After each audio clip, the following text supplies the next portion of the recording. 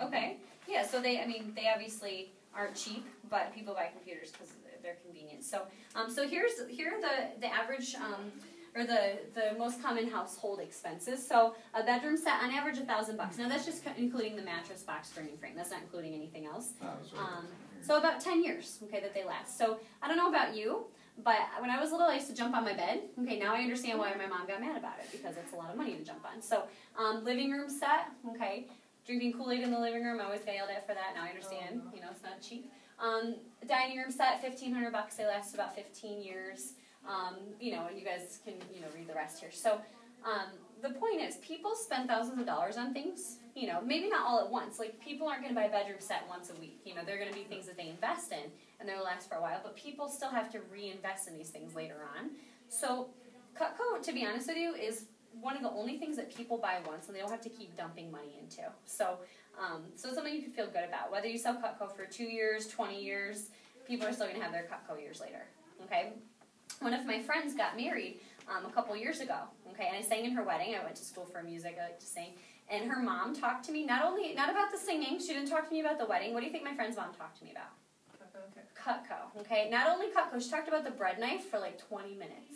She's like, Mandy, I love that bread knife. Oh my gosh, it's great. It doesn't smush bread. I cut my finger, but that's okay. I'm like, holy cow, can we change the subject? But at the same time, it made me feel really good that she was still using her Cutco 6 years later. All right, so that's the thing, is like, when people buy Cutco, you can feel good that later on they're still going to have it, and they don't have to keep putting money into it. So, and you guys don't have to write down all these things. It was just a little bit of discussion there. But what you guys do want to write down is this: value is not what you spend on something; it's what you get for what you spend. Okay, so it's not what you spend on something; it's what you get for what you spend.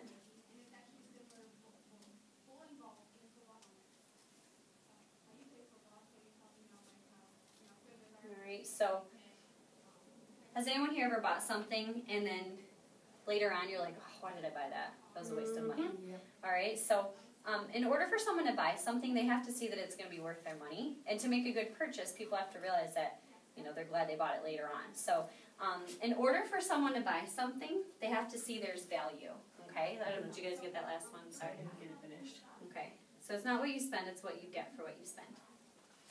Okay, and I'm just going to draw a little diagram here. Little chart. Okay, so in order for a sale to take place, the value has to be equal to or higher than the price. Okay, so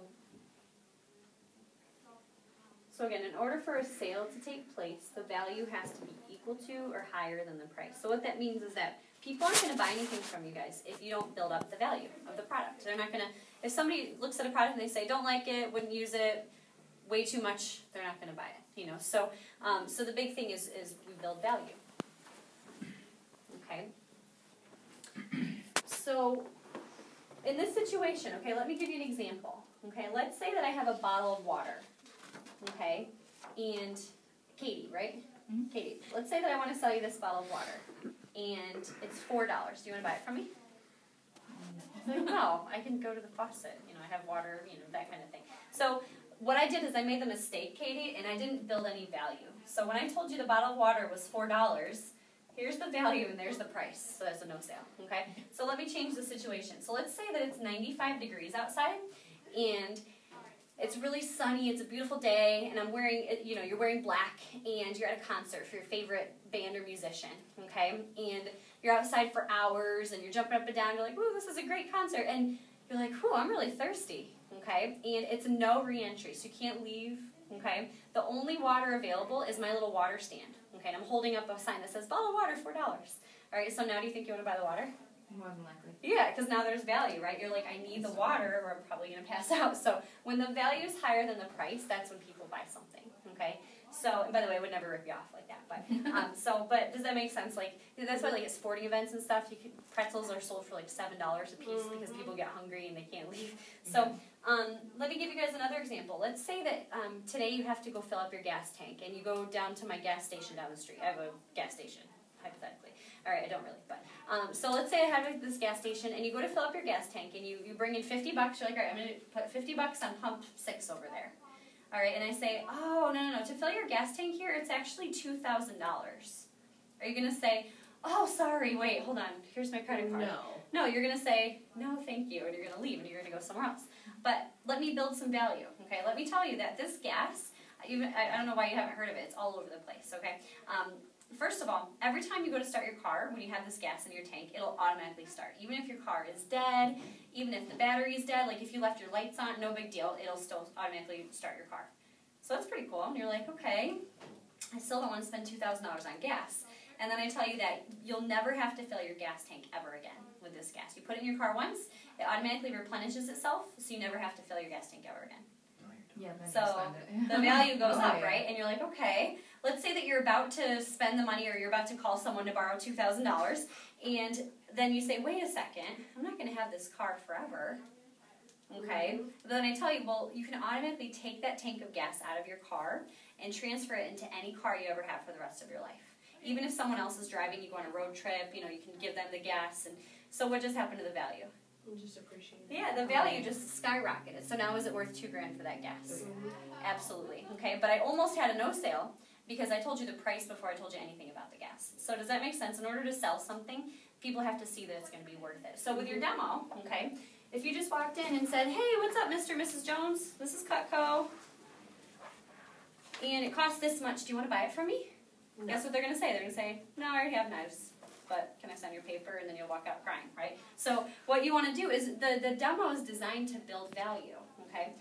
Do you guys remember the sales ratio, the percentage of people that buy Cutco? 70. About 70%. Okay, so about 70% of people buy stuff, and it's because we spend time building value, okay? So at the very beginning, before you even open your book, this is kind of a review from what Hayden taught yesterday, but what do you do to build value in yourself before you even open the book? You tell them a little about yourself and Yeah. be like, hey, I use this product, or how are you doing today, and that kind of stuff. Just introduce yourself, like, that's the first thing you do. Yeah, so you talk to them. Yeah, you make it personal. You build rapport, okay? So building rapport, remember, that's establishing trust. So, you talk to the dog, pet their kids. I'm just joking. I want to make sure you're paying attention. So you pet the kids. Just kidding. You talk to the kids, pet the dog. So just talk to them. People love talking about their kids. Take your shoes off. I don't know if Hayden mentioned that. When you go to see somebody, just make them taking the shoes off. Yeah, so just building rapport. That's important. I know personally, I'm a consumer. I spend money on things. I would never want to spend money on something if I didn't like the person selling it to me. So you want to build rapport, like make them want to adopt you. That was my goal in every demo. I wanted them at the end of the day to want to adopt me into their family. All right, so when you jump into the demo, I just want to see how good you guys are. I want to see how well Hayden taught you. I know he's good though. With Cutco, why do you talk about the company history?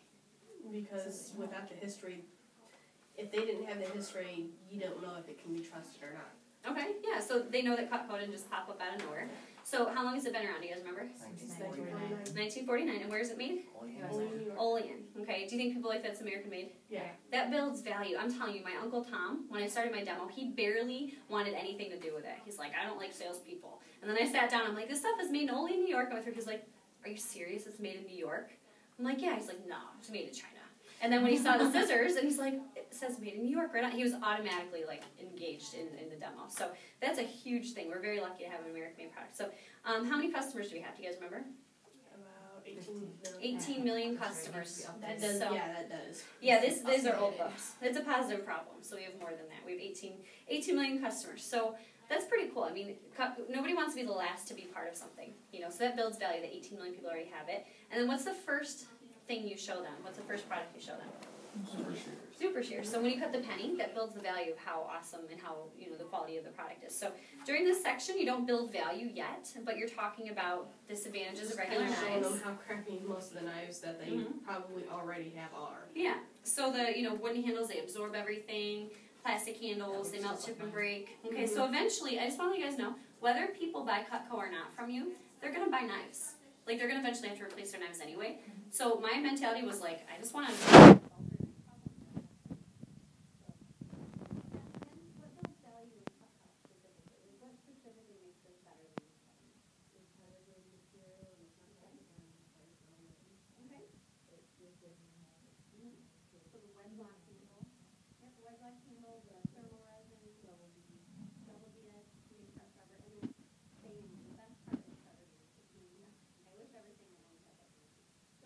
So that builds the value. And then